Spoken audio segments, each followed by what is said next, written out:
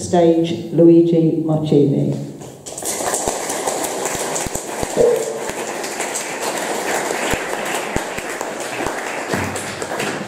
Thank you very much for asking me, Sarah, and it's an honour to be here tonight. When you asked me to read, I thought all my poems are so un-Emile-like. I'll have to find one somewhere, but I remember once, I think I saw Emile, I might be imagining it, dressed as a wasp. So I'm sure you'll like this poem anyway. Wasp circles tungsten, once carbon, talks to it constantly, tries to eat. Was it Edison or Swan? Anyone got a light? Not that this matters to the insect activity.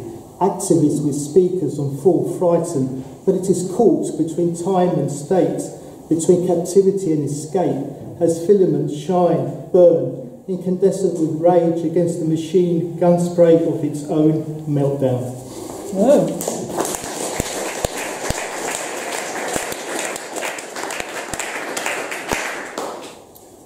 This is for the East Kent miners.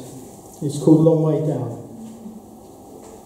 He is forever crawling, but all is ordered in a dark which he defies.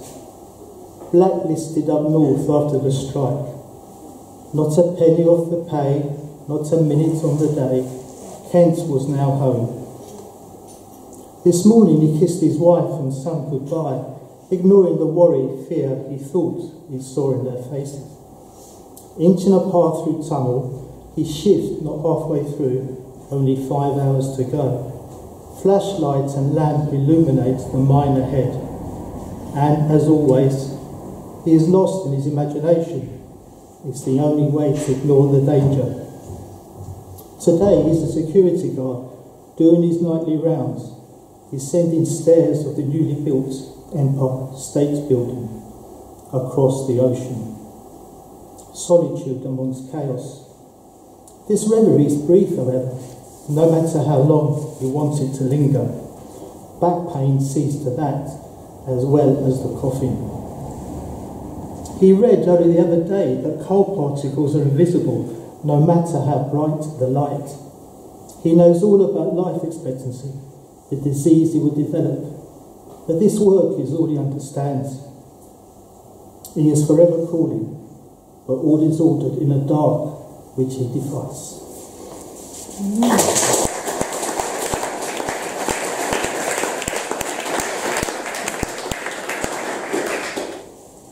I'm sorry they're not very Emile-like, I'm sorry. No one's Emile-like. No, that's all right. That's all right then. Okay. This one's from my uncle, who I never knew, and I don't even know his name. The birds didn't go south for the winter. That year they flew north, high over the trains that had left Verona, where war and no romance was in the air. Transport laden with horses, trucks and the soldiers who had anticipated the warmth of Africa as better than some places to die in, not the snow and the ice of the Soviet Union. Perhaps the birds said something special on the wind they flew with against, or that these men from a warmer climate, like them, would need reinforcements because still they followed as troops disembarked to Romania, marched 800 miles to the front. Not a trace of my uncle's life remains. I do not know that his sunrises shone out of his head, or how many burnt-out midnights he endured or enjoyed.